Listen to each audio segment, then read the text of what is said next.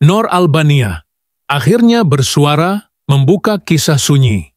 Setelah pemergian suami, sudah terlalu lama dia mendiamkan diri. Terlalu lama air matanya hanya mengalir dalam diam, tanpa sesiapa benar-benar tahu betapa peritnya luka yang ditinggalkan. Tetapi hari ini, segalanya berubah. Dengan suara yang masih bergetar, pelakon legenda Nor Albania akhirnya memecah kesunyian yang membelenggunya sejak pemergian suami tercinta. "Saya simpan semua ini dalam hati selama bertahun-tahun," kata beliau dalam nada penuh emosi. "Tiba masanya saya bercakap." Dan dari detik itu, satu lembaran baru pun terbuka. Bukan hanya tentang duka, tetapi tentang kekuatan, pengorbanan, dan cinta seorang ibu yang tidak pernah luntur. Pemergian suaminya bukan sekadar satu kehilangan, tetapi satu titik gelap yang menelan seluruh dunianya. Nor Albania, yang suatu ketika dahulu bersinar di layar perak, dengan senyum memikat dan mata yang penuh harapan, tiba-tiba menjadi bayang-bayang dirinya sendiri. Dunia mengenalinya sebagai figura glamour, tetapi di sebalik tabir, dia menjadi wanita yang patah.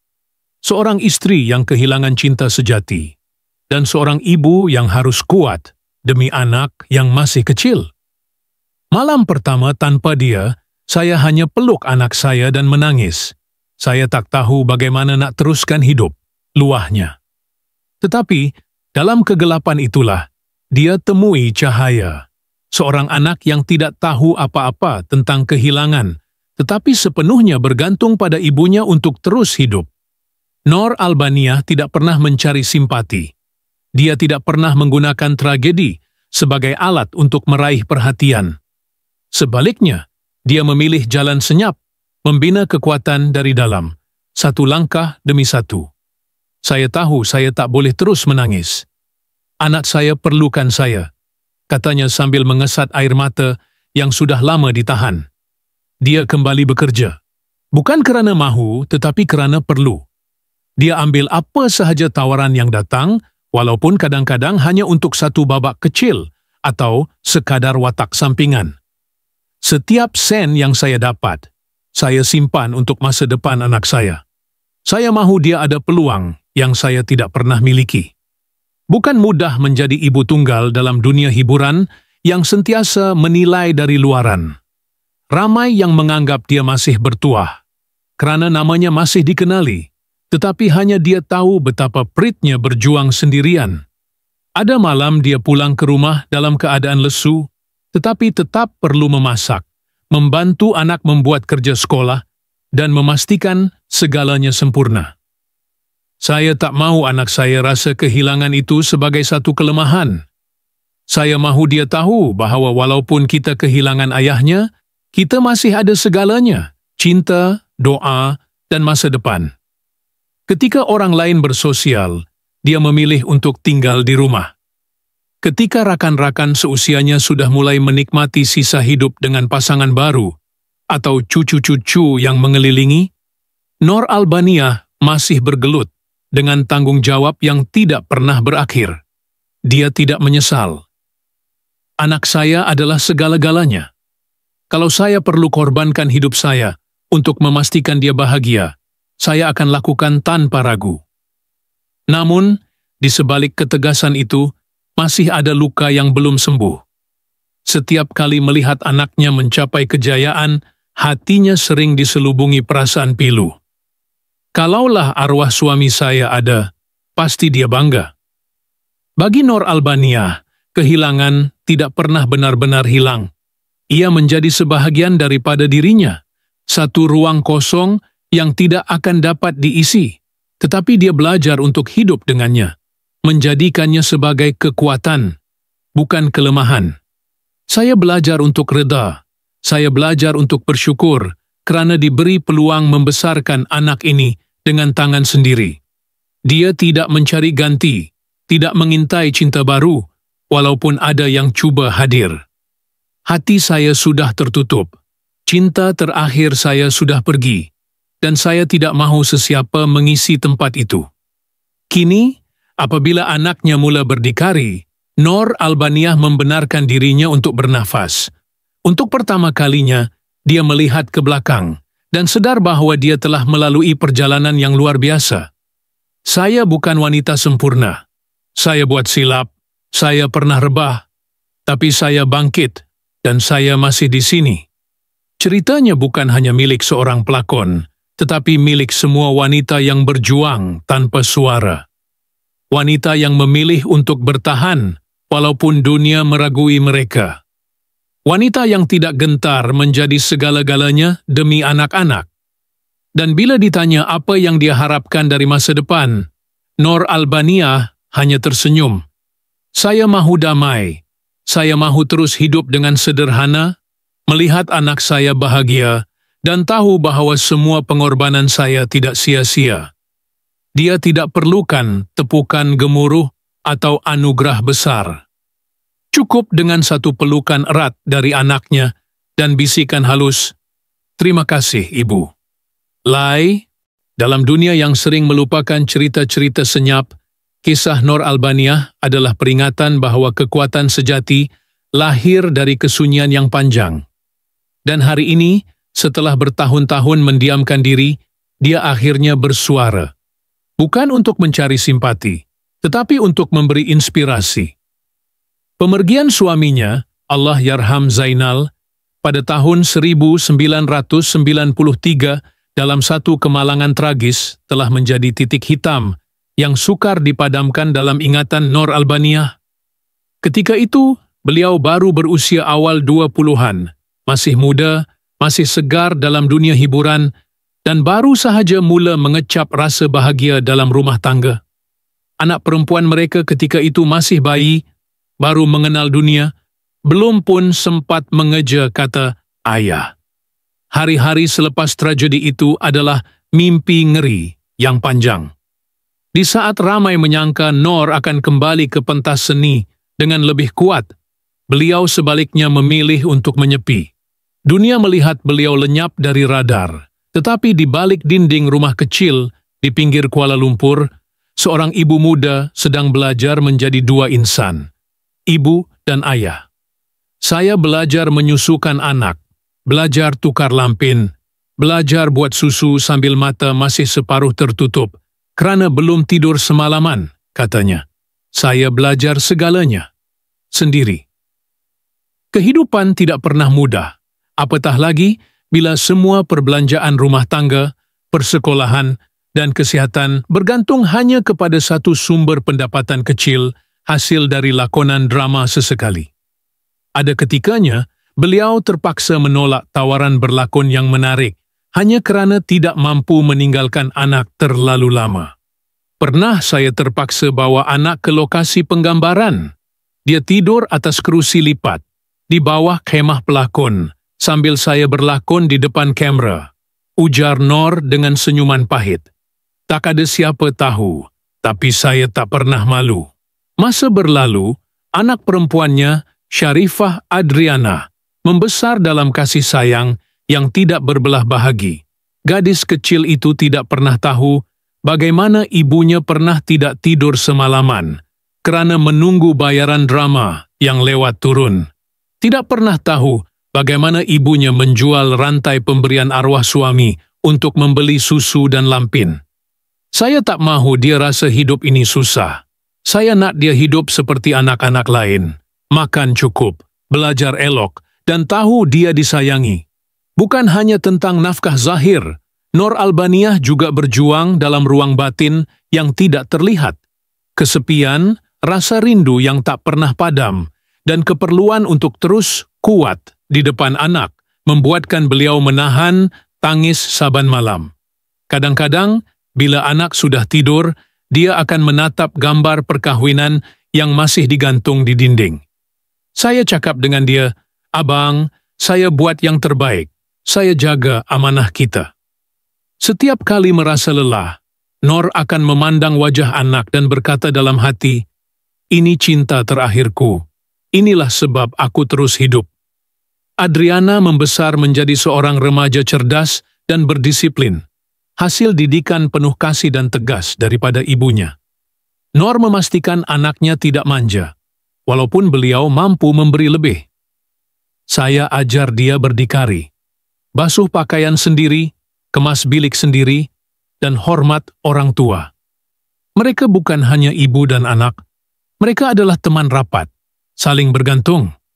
Ada masa mereka duduk menonton filem bersama sambil ketawa, dan ada masa mereka saling berpeluk bila hati terlalu berat. Bila dia besar sikit, dia mula faham siapa saya. Dia tanya, "Ibu tak pernah nak kahwin lain ke?" Nor hanya tersenyum dan menjawab, "Ibu dah ada kamu. Cinta ibu dah penuh."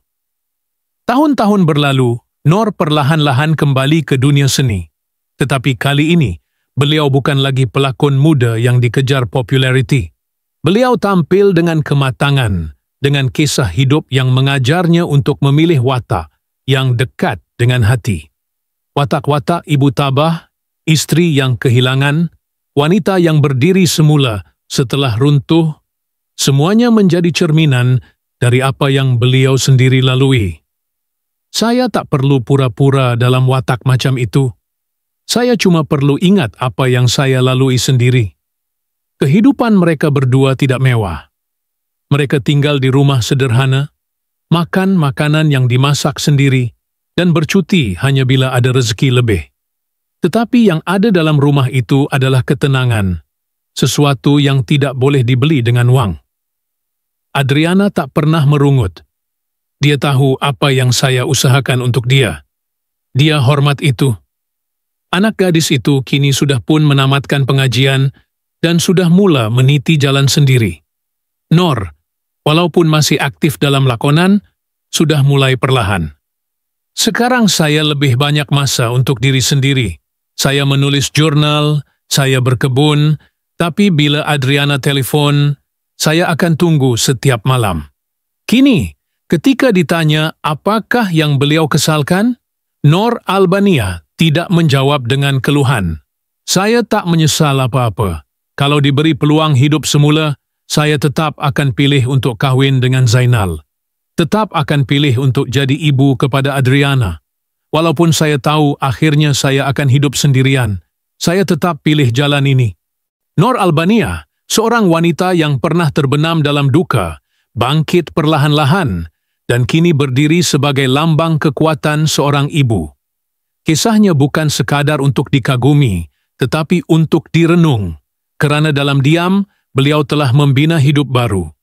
Dan walaupun hatinya masih menyimpan rindu yang tidak akan pernah hilang, beliau tidak lagi terkurung dalam kesunyian. Beliau kini hidup dalam damai, ditemani kenangan dan kasih yang kekal selamanya. Setiap pagi, sebelum matahari benar-benar naik, Nor Albania akan bangun lebih awal dari anaknya, menyelinap ke dapur dengan langkah perlahan agar tidak mengganggu tidur gadis kecil itu. Di situ, dalam sunyi pagi, dia akan menyeduh secawan kopi pahit dan duduk di meja kayu kecil di sudut dapur. Satu-satunya tempat di rumah yang dia anggap sebagai ruang untuk dirinya sendiri. Dinding dapur masih dihiasi dengan lukisan jari-jari kecil Adriana. Ketika tadika, warnanya sudah pudar, tetapi bagi Nor, itu adalah potret masa lalu yang tidak ternilai. Kadang-kadang, dia hanya duduk di situ, termenung, membayangkan bagaimana hidupnya mungkin berbeza jika suaminya masih ada. Tapi kemudian, dia akan memandang ke arah bilik anaknya dan menarik nafas panjang. Hidupnya mungkin berbeza, tetapi tidak semestinya lebih baik. Sebagai seorang wanita yang membesarkan anak sendirian, Nor belajar untuk menjadi tegas tanpa menjadi kejam, menjadi lembut tanpa menjadi lemah. Ketika Adriana jatuh sakit pada usia 7 tahun, Nor tidak tidur selama 2 malam berturut-turut di tepi katil hospital. Dia ingat bagaimana dia terpaksa menolak tawaran lakonan yang besar pada masa itu. Tawaran yang mungkin boleh membantu keuangan mereka untuk beberapa bulan. Tapi Nor tidak pernah menyesal. Dia lebih rela kehilangan peluang daripada melihat anaknya sakit dan tidak dijaga. Itulah pengorbanan yang dia lakukan tanpa sesiapa tahu, tanpa ada yang merakam atau menyanjung. Watak Nor bukanlah watak satu dimensi yang hanya tahu tabah, atau sabar. Ada masa dia marah, kecewa, dan penat. Pernah satu ketika, Adriana mengadu kerana tidak dibenarkan menghadiri kem percutian sekolah, sedangkan rakan-rakannya semua pergi. Saya ingat, malam tu saya menangis dalam bilik mandi. Bukan sebab dia merungut, tapi sebab saya tahu saya tak mampu. Saya rasa gagal. Nor berkongsi. Tapi keesokan harinya, dia bangun awal, menyediakan sarapan kegemaran anaknya, dan mengajak Adriana pergi berkelah di tasik kecil berhampiran rumah. Kita mungkin tak ada hotel 5 bintang, tapi kita ada langit biru dan masa bersama, katanya sambil tersenyum. Dan disitulah dia belajar bahawa kadang-kadang kasih sayang lebih penting dari kemewahan. Nor juga bukan wanita yang tidak pernah goyah. Pernah beberapa tahun selepas pemergian suami, seorang rakan lama cuba mendekatinya, memberi janji untuk menjaga dia dan anaknya. Hatinya goyah, terfikir sejenak bahawa mungkin dia juga berhak untuk bahagia semula. Tapi selepas beberapa bulan, dia sedar bahawa kasih sayang yang ditawarkan bukan untuk mereka berdua, hanya untuk dirinya, bukan untuk anaknya. Saya tak mahu ada orang yang tak boleh sayang anak saya seperti darah dagingnya sendiri, tegas Nor. Dan dengan itu, dia undur diri. Luka itu tidak dalam, tapi cukup untuk membuatkan dia menutup pintu hati buat selamanya. Adriana pula membesar dengan melihat semua ini, bukan hanya sebagai anak, tetapi sebagai pemerhati diam. Dia menyaksikan bagaimana ibunya membayar bil lewat, tetapi tetap menyiapkan kek hari jadi buatnya. Dia tahu bahawa baju sekolahnya mungkin bukan yang paling baru, tetapi disetrika rapi setiap pagi. Dan dari situlah, Adriana belajar untuk menghargai. Saya tidak pernah melihat ibu saya lemah. Tapi saya tahu dia pernah hampir runtuh, katanya ketika dewasa. Hubungan antara mereka bukan sekadar ibu dan anak. Ia adalah persahabatan, persekutuan jiwa antara dua manusia yang saling membentuk satu sama lain. Setiap keputusan Nor, setiap pilihan, membentuk jalan hidup mereka. Ketika Adriana mendapat beasiswa ke universiti luar negara, Nor menyimpan berita itu sendiri selama 2 hari sebelum memberitahu anaknya. Bukan kerana ragu, tetapi kerana takut kehilangan satu-satunya orang yang dia temani selama ini. Tapi akhirnya dia peluk anaknya erat dan berkata, "Pergilah, dunia di luar sana menanti kamu. Ibu akan baik-baik saja." Malam itu, selepas Adriana tertidur, Nor mengemas kembali mainan lama anaknya ke dalam kotak. Satu demi satu, menyentuh setiap boneka, setiap buku, seperti menyentuh kenangan yang dia simpan terlalu lama. Ketika Adriana berjaya, Nor tidak pernah berdiri di depan kamera untuk menyatakan kejayaan itu miliknya juga. Dia hanya duduk di barisan belakang Dewan Convocation, mengenakan baju kurung lama yang pernah dipakai semasa pementasan drama 15 tahun lalu, dan menepuk tangan paling kuat ketika nama anaknya disebut. Di saat orang lain merakam, Nor hanya memejamkan mata dan berdoa dalam hati. "Alhamdulillah, ya Allah, segala payah ini kau beri hasil. Semua detik-detik kecil inilah, dari cawan kopi di dapur pagi hingga pada mainan dalam kotak kayu tua, yang membentuk Nor Albania sebagai seorang insan.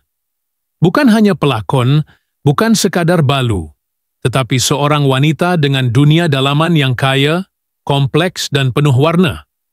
Setiap pilihan hidupnya tidak pernah mudah, tetapi ia jujur.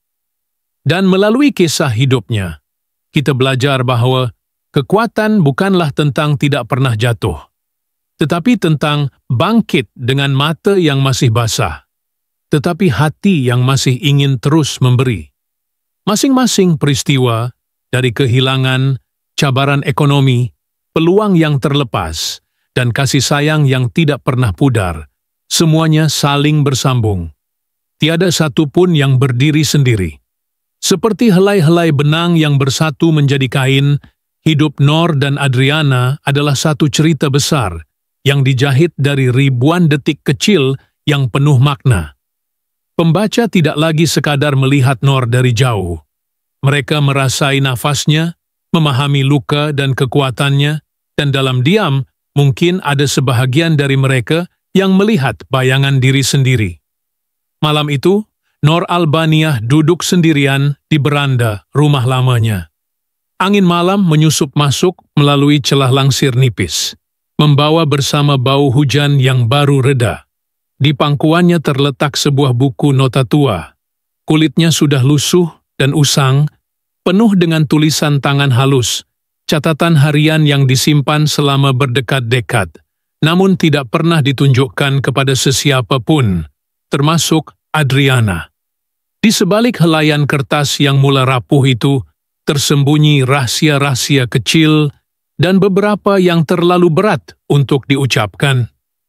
Adriana pernah beberapa kali bertanya tentang malam kemalangan ayahnya. Noor akan sentiasa mengalihkan perbualan seolah-olah ada sesuatu yang tidak pernah dia mahu bongkar. Pernah dia berkata, "Tak semua benda dalam hidup ni perlukan jawapan, sayang." Dan Adriana, walaupun keliru, belajar menerima. Namun kini, setelah anaknya dewasa dan tinggal jauh di luar negara, Noor mula menulis semula. Tapi bukan untuk diterbitkan, bukan untuk drama atau lakonan. Ia lebih kepada satu pengakuan yang tertangguh. Dalam setiap tulisan, dia menyusun semula peristiwa-peristiwa yang selama ini disimpan dalam hati, tentang hari-hari terakhir bersama Zainal, tentang perasaan gelisah menjelang kemalangan itu, dan tentang satu panggilan telefon yang ganjil dia terima malam sebelumnya, panggilan yang hanya berdurasi kurang 10 saat, tanpa suara, hanya dengusan nafas berat di hujung talian. Hingga ke hari ini, nombor itu tidak pernah dapat dihubungi semula. Noor sering teringat satu perkara yang mengganggu, sehelai nota kecil yang dia temui dalam poket jaket Zainal selepas kematiannya. Cuma tertulis, "Jangan teruskan. Demi anak." Nota itu membuatkan Noor tertanya-tanya selama bertahun-tahun, adakah Zainal terlibat dalam sesuatu? Adakah kemalangan itu benar-benar satu kemalangan? Namun tiada jawapan. Pihak berkuasa menutup siasatan selepas sebulan, menyatakan tiada unsur jenayah. Dan Noor, demi anaknya, memilih untuk berdiam diri. Tapi dalam diam itu, dia menyimpan segalanya. Dia mengumpulkan semua keratan akhbar lama, menyusun semua gambar-gambar lama dalam sebuah album rahasia yang disorokkan di belakang rak buku. Ada satu gambar yang sentiasa mengganggunya. Gambar terakhir mereka sekeluarga. Di latar belakang, seorang lelaki berdiri jauh, memandang tepat ke arah kamera, separuh wajahnya tersembunyi. Noor tidak ingat siapa lelaki itu, dan Zainal tidak pernah menyebut mengenainya. Tapi yang lebih ganjil, lelaki itu muncul dalam dua lagi gambar berbeza, yang diambil pada hari lain, di lokasi yang berlainan. Kebetulan? Noor pernah bertanya kepada dirinya sendiri, namun hatinya berkata sebaliknya. Suatu malam, ketika Noor sedang menyiapkan lakonan untuk sebuah drama baharu, dia menerima satu sampul surat tanpa sebarang nama penghantar. Di dalamnya, cuma sekeping gambar lama yang sama, tetapi telah diperbesar, dengan satu baris ayat ditaip di belakang. Tak semua yang mati akan diam selamanya. Noor menyembunyikan sampul itu dalam laci biliknya. Dia tidak pernah menceritakan kepada sesiapa, malah tidak menulis mengenainya. Tetapi sejak malam itu, dia mula merasakan satu pergerakan yang sangat halus, daripada sesuatu yang tidak boleh dilihat dengan mata kasar, hanya boleh dirasai dengan hati. Pintu bilik tidurnya sesekali terbuka, perlahan pada tengah malam. Bunyi lantai kayu berkeriut, seperti ada yang sedang melangkah perlahan-lahan, dan kadangkala tiupan angin sejuk yang ganjil menyusup masuk melalui celah tingkap, walaupun cuaca di luar kering. Adriana, yang kini sudah menjadi wanita dewasa, sesekali masih membuat panggilan video kepada ibunya. "Ibu sihat tak? Kenapa muka ibu nampak letih?" soalnya. Nor hanya tersenyum. Ibu rindu kamu saja. Tetapi apabila Adriana menyuarakan hasrat untuk pulang melawat, Nor mula berdolak-dalik. Tunggulah dulu. Sekarang bukan masa yang sesuai.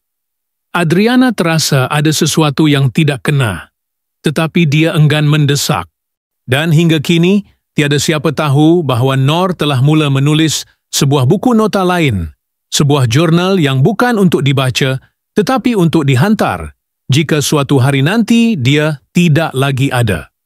Di dalamnya tersimpan segala rahsia yang belum pernah diceritakan, segala persoalan yang tiada siapa berani tanya, dan satu perkara yang selama ini dia cuba elakkan, kebenaran tentang malam takdir itu dan perkara-perkara yang dia percaya belum benar-benar berakhir. Pembaca akan dapat merasai bahawa di sebalik wajah tenang dan ketabahan Nor Albania tersembunyi sebuah dunia yang bergelora. Tempat di mana masa silam belum pernah benar-benar lena. Tempat di mana serpihan-serpihan memori berselerak, menunggu untuk disatukan semula. Namun, persoalan terbesar masih kekal, menggantung. Siapa lelaki dalam gambar itu? Siapa yang menghantar surat tersebut? Dan apa sebenarnya yang berlaku pada malam terakhir Zainal? Mungkin jawapannya akan tiba. Atau mungkin tidak akan pernah datang?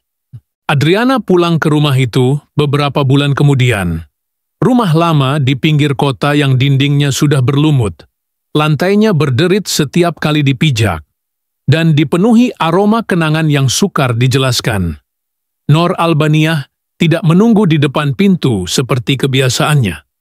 Tiada senyuman menyambut, tiada bau nasi lemak kegemaran yang biasanya semerbak dari dapur.